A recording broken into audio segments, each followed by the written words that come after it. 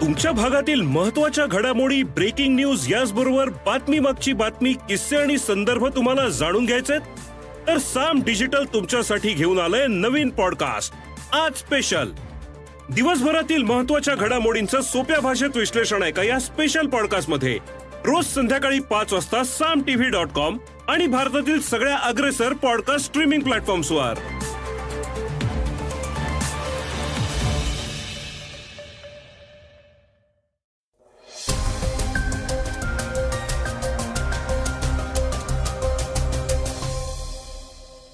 नमस्कार, मी गौरी कुबेर. आता आपण ऐकणार आहोत आजचं सकाळचं पॉडकास्ट. भारताची तिसरी चांद्र मोहीम असणाऱ्या चंद्रयान 3चं यशस्वी प्रक्षेपण करण्यात आलंय. त्यानंतर आता हे चांद्रयान चंद्राच्या दिशेनं प्रवास करत आहे. या संबंधीची एक महत्त्वाची बातमी आपण आजच्या शोमधनं जाणून घेणार आहोत. सध्या सगळीकडे AI म्हणजेच आर्टिफिशियल इंटेलिजन्सचा बोलबाला आहे. त्यामुळे भविष्यात करिअरच्या लाखो संधी AI मध्ये उपलब्ध होण्याची शक्यता आहे. त्याविषयीही ऐकणार आहोत. आज चर्चेतील बातमीमध्ये राष्ट्रवादीकडून बंडखोरी केलेल्या आमदारांनी पवारांची भेट घेतलीये आणि त्याबद्दल चर्चा सुरू झालीये. त्याविषयी जाणून घेणार आहोत. चला तर मग सुरुवात करूयात आजच्या पॉडकास्टला युनिफाईड पेमेंट इंटरफेसच्या बातमीनं. भारताचा रुपया आता आंतरराष्ट्रीय चलन बनण्याच्या मार्गावर आहे. 18 देशांनी आधीच रुपयात व्यवसाय करण्याची इच्छा व्यक्त केली होती. अलीकडेच युनिफाईड पेमेंट इंटरफेस म्हणजेच UPI संदर्भात फ्रान्स सोबत एक करार करण्यात आलाय. भारत आणि संयुक्त अरब अमिराती यांनी व्यवहारासाठी इन्स्टंट पेमेंट प्लॅटफॉर्म IPP सह UPI जोडण्याचं मान्य केलंय. या दोन्ही मुद्द्यांवर पंतप्रधान मोदींच्या UAE अध्यक्ष शेख मोहम्मद बिन जायद अल नाहयान यांच्याशी झालेल्या विस्तृत चर्चेदरम्यान सहमती दर्शवण्यात आली आहे. याशिवाय अबुधाबीमध्ये IIT दिल्लीचं कॅम्पस स्थापन करण्यासाठी दोन्ही देशांच्या दरम्यान सामंजस्य करारही करण्यात आलेला आहे. फ्रान्स नंतर पंतप्रधान मोदी UAEला पोहोचले आहेत. फेब्रुवारी 2022 मध्ये दोन्ही देशांच्या दरम्यान सर्वसमावेशक आर्थिक भागीदारी करार झाला होता. PM मोदींनी ट्विट करून माहिती दिलीये की आर्थिक सहकार्य वाढवण्यासाठी आणि आंतरराष्ट्रीय आर्थिक नियमन सुलभ करण्यासाठी दोन्ही देशांमध्ये करार करण्यात आलेला आहे. करारानंतर पहिल्या व्यवहारात 12.84% रुपये देऊन 25 किलो सोनं मुंबईत येस बँकेत हस्तांतरित करण्यात आलेलं आहे. UAE भारताला 4थ्या क्रमांकावर सर्वाधिक कच्चं तेल आणि 2ऱ्या क्रमांकावर LPG आणि LNG पुरवतं. UAE मध्ये राहणाऱ्या भारतीयांना या कराराचा फायदा होणार आहे. लोक रुपे कार्ड वापरू शकतील आणि RTGS आणि IMPS द्वारे पैसे हस्तांतरित करू शकतील. त्यामुळे दोन्ही बाजूंनी गुंतवणूक सुलभ होणार आहे, असं RBIचं म्हणणं आहे. या करारानंतर दोन्ही देशांच्या मध्यवर्ती बँका भारताच्या UPI आणि UAEच्या इन्स्टंट पेमेंट प्लॅटफॉर्मला एकमेकांशी जोडतील. शिवाय रुपे आणि UAE स्विच हे देखील एकमेकांशी जोडले जाणार आहेत. हे कार्ड दोन्ही देशांमध्ये वैध असेल.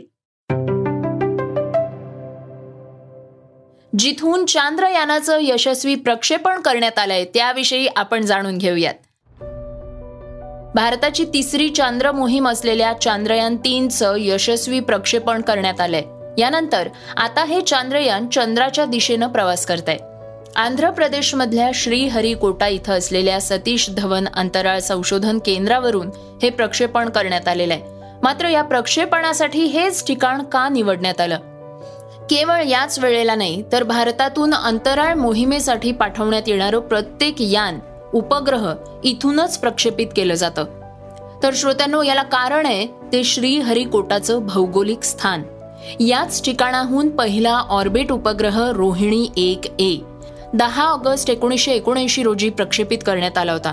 पण त्यात असलेल्या काही उणिवांमुळे 19 ऑगस्ट रोजी तो नष्ट झाला. जेव्हा भारतानं 60च्या दशकात स्वतःचा उपग्रह स्वतः अवकाशात सोडण्याचा निर्णय घेतला होता, तेव्हा इस्रोचे संस्थापक विक्रम साराभाई यांनी आपल्या जवळचे सहकारी EV चिटणीस यांच्यावर लॉन्चिंगसाठी एक खास जागा शोधण्याची जबाबदारी सोपवली होती. यानंतर 1968 साली चिटणीस यांनी आंध्र प्रदेशातल्या काही ठिकाणांची यादी तयार केली. त्या वर्षीच्या ऑगस्ट महिन्यात विक्रम साराभाई यांनी श्रीहरिकोटाची पाहणी केली. ही जागा फायनल केल्यानंतर इस्रोनं तिथं 40,000 एकर जागा घेतली. तर श्रोत्यांनो, जाणून घेऊयात की ही जागा इतकी खास का आहे. या ठिकाणाचं विशेष महत्त्व आहे की ही जागा विषुववृत्तापासून जवळ आहे. तसंच ही जागा पूर्व किनारपट्टीवर असल्यामुळं इथून 0.4 किलोमीटर प्रति सेकंद इतकी जास्त वेलॉसिटी मिळते. त्यामुळे पूर्व दिशेला जाणाऱ्या उपग्रहांच्या लॉन्चिंगसाठी ही जागा उत्तम मानली जाते. पृथ्वीवरनं बहुतांश उपग्रह हे पूर्व दिशेलाच प्रक्षेपित केले जातात. याशिवाय आणखी एक महत्त्वाचा मुद्दा म्हणजे असा आहे की या ठिकाणी जास्त लोकसंख्या नाहीये. इथं एकतर इस्रोचे कर्मचारी राहतात किंवा स्थानिक मच्छीमारांची वस्ती आहे. या ठिकाणाला पूर्वी शार म्हणजे श्रीहरिकोटा रेंज असं नाव देण्यात आलं होतं. 2002 साली याचं नामांतर करून ते Satish Dhawan space centre SDSC शार असं करण्यात आलं. इस्रोचे माजी चेअरमन आणि थोर गणितज्ञ सतीश धवन यांच्या स्मरणार्थ त्यांचं नाव स्पेस सेंटरला देण्यात आलं. तर श्रोत्यांनो, आता जाणून घेऊयात श्रीहरिकोटाला जायचं कसं. हे ठिकाण राष्ट्रीय हायवे NH5 वर स्थित आहे. याचं सर्वात जवळचं रेल्वे स्थानक आहे 20 किलोमीटर अंतरावर. सुल्लूपेरता हे सगळ्यात जवळचं शहर आहे आणि हेच सगळ्यात जवळचं रेल्वे स्थानकही आहे. चेन्नई आंतरराष्ट्रीय विमानतळापासून ही जागा 70 किलोमीटर अंतरावर आहे. इस्रोच्या परवानगीनं श्रीहरिकोटा इथलं लॉन्चिंग स्टेशनही पाहता येतं. प्रत्येक बुधवारी इथं पर्यटकांना प्रवेश दिला जातो. श्रोत्यांनो, पुढच्या बातमीतनं AI फॉर इंडिया 2.0 मोहीम काय आहे हे जाणून घेऊयात. सध्या सगळीकडे AI म्हणजे आर्टिफिशियल इंटेलिजन्सचा बोलबाला आहे. त्याचमुळे भविष्यात करिअरच्या लाखो संधी AI मध्ये उपलब्ध होण्याची शक्यता आहे. याच पार्श्वभूमीवर भारत सरकारनं AI फॉर इंडिया 2.0 ही मोहीम लॉन्च केली आहे. केंद्रीय मंत्री धर्मेंद्र प्रधान यांनी जागतिक युवक कौशल्य दिनानिमित्त याची घोषणा केली आहे. AI बद्दलचे सध्याचे बहुतांश कोर्सेस हे इंग्रजी भाषेत उपलब्ध आहेत. यामुळे भारतात कित्येक तरुण यापासून वंचित राहत होते. आता या मोहिमेच्या माध्यमातून AIचे कोर्सेस 9 भारतीय भाषांमध्ये उपलब्ध करण्यात येणार आहेत. भारत हा एक उद्योगप्रिय देश आहे. तसंच आपला देश आता डिजिटल इंडियाच्या माध्यमातून भारतातल्या ग्रामीण क्षेत्रातल्या तरुणांना देखील AI प्रशिक्षण मिळण्याची संधी उपलब्ध करून देणार आहे.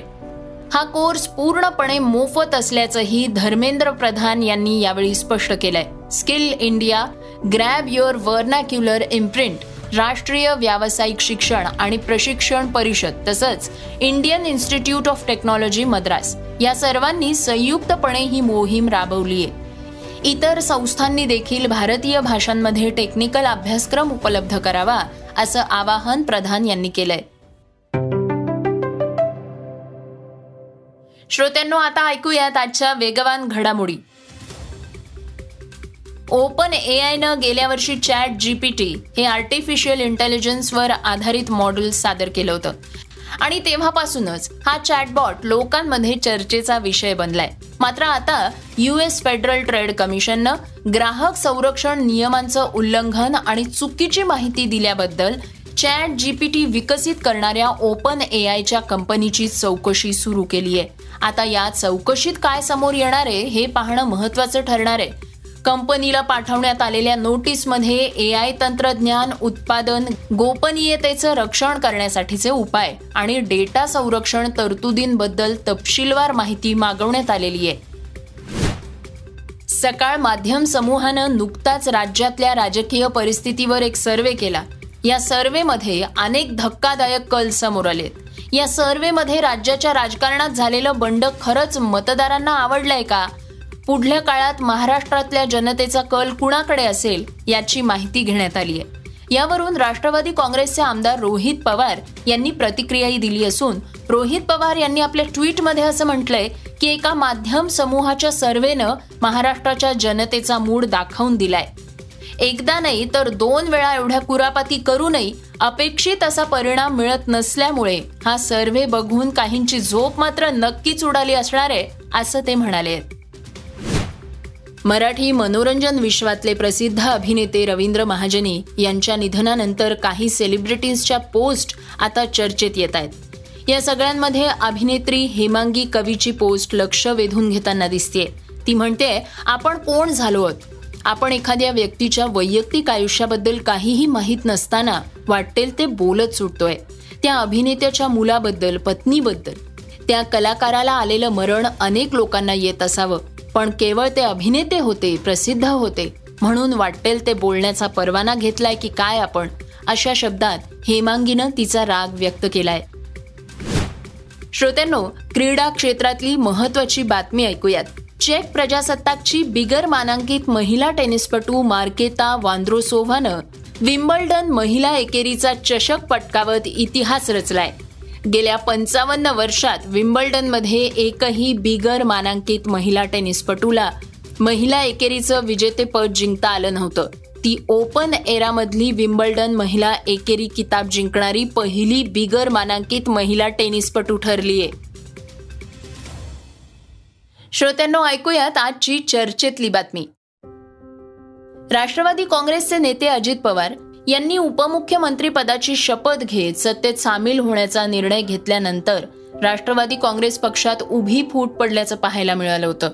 यानंतर अजित पवार गटातले सगळेच नेते अचानक शरद पवार यांच्या भेटीला पोहोचले. दरम्यान राष्ट्रवादीचे नेते प्रफुल्ल पटेल यांनी पवारांची भेट घेण्यामागची भूमिका माध्यमांसमोर स्पष्ट केली आहे. आम्ही शरद पवारांच्या पाया पडून त्यांचे आशीर्वाद मागितले आहेत आणि त्यांना विनंती देखील केली आहे की आमच्या मनात त्यांच्याबद्दल आदर आहेच. तसंच राष्ट्रवादी पक्ष एकसंध कसा राहू शकतो याबद्दल त्यांनी योग्य विचार करावा आणि मार्गदर्शन करावं अशी विनंती देखील केली आहे. यावर राष्ट्रवादीचे ज्येष्ठ नेते जयंत पाटील यांनी उत्तर दिलंय आणि हे उत्तर आता चर्चेत आलंय. ते म्हणाले आहेत, नुकतेच राष्ट्रवादीमधून सत्तारूढ पक्षाच्या बाजूला जाऊन शपथ घेतलेले सर्व मंत्री आणि विधान परिषदेचे उपाध्यक्ष श्रीयुत नरहरी झिरवळ आणि प्रफुल्ल पटेलजी हे सर्व उपस्थित होते. त्यांनी पवार साहेबांना त्यांची दिलगिरी झालेल्या घटनेबद्दल त्यांनी व्यक्त केली आणि याच्यातून काहीतरी मार्ग तुम्ही काढा अशी विनंती त्यांनी केली. त्यावर माननीय शरद पवार साहेब यांनी कोणतीही प्रतिक्रिया दिलेली नाही. आत्ता झालेली जी घटना आहे, आमची भूमिका चालूच आहे, आम्ही भूमिका घेतलेली आहे. आत्ता जी घटना त्यांनी येऊन साहेबांना भेटणं ही अनपेक्षित घटना आहे. याच्यावर आम्ही यापूर्वी कधीच विचार केलेला नव्हता आणि त्यामुळं याच्यावर आत्ता भाष्य करणं, टिप्पणी करणं मला संयुक्तिक वाटत नाही. ज्यावेळी आम्ही एकत्रित बसू पवारसाहेबांच्या बरोबर त्यावेळी काही चर्चा होतील. कोणाचा उद्देश आहे याविषयी आज सांगणं अवघड आहे. पण हे खरं आहे की त्यांनी पवारसाहेबांची दिलगिरी व्यक्त केली, झालेल्या घटनेबद्दल खंत व्यक्त केली आणि त्यांनी असं सांगितलं, मी ज्यावेळी पोचलो त्यावेळी, की लार्जर इंटरेस्ट लक्षात ठेवून एकत्रित सगळ्यांना आपण करावं अशी त्यांनी भूमिका व्यक्त केली. पवारसाहेबांनी याच्यावर कोणती प्रतिक्रिया व्यक्त केली नाही आणि त्या ठिकाणी काही प्रतिक्रिया व्यक्त केली नाही. आमची त्यानंतर काही फारशी चर्चा झाली. श्रोत्यांनो, हे होतं सकाळचं पॉडकास्ट. आजचं सकाळचं पॉडकास्ट तुम्हाला कसं वाटलं हे आम्हाला सांगायला विसरू नका. यूट्यूबवर सुद्धा आता तुम्ही हे सकाळचं पॉडकास्ट ऐकू शकता आणि त्या माध्यमातून तुमच्या प्रतिक्रिया, तुमच्या सूचना आमच्यापर्यंत जरूर पोचवा. सगळ्यात महत्त्वाचं म्हणजे सकाळचे हे पॉडकास्ट तुमच्या मित्रांना आणि कुटुंबियांना नक्की शेअर करा. तर आपण आता उद्या पुन्हा भेटूयात. धन्यवाद. Script and research Yugandhar Tajne, Neelam Pawar. वाचा, बघा आणि आता ऐका आणखी बातम्या isakal.com वर. तुम्ही हा पॉडकास्ट isakal वेबसाईट आणि ॲपवर सुद्धा ऐकू शकता. विसरू नका या पॉडकास्टला आपल्या आवडीच्या पॉडकास्ट ॲपवर सबस्क्राईब किंवा फॉलो करायला.